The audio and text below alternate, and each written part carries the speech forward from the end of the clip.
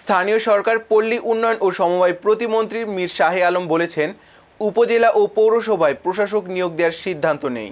বুধবার 25 মার্চ চাঁপাইনবাবগঞ্জের শাহজাহানপুর ইউনিয়নের কাঁচরাল খালের ওপর নির্মিত ব্রিজ পরিদর্শন শেষে সাংবাদিকদের প্রশ্নের জবাবে তিনি এসব কথা বলেন।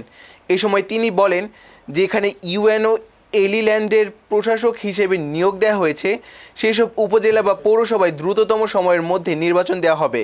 মীর শাহে আলম আরও বলেন, নেসকোর সদর দপ্তর রাজশাহী থেকে সরিয়ে নেওয়ার কোনো পদক্ষেপ নেওয়া হয়নি। তবে যেহেতু পঞ্চগড় পর্যন্ত এর কার্যক্রম, বগুড়াকে মাঝখানে রেখে আরেকটি অফিস করা যায় কিনা তা চিন্তাভাবনা করা হচ্ছে।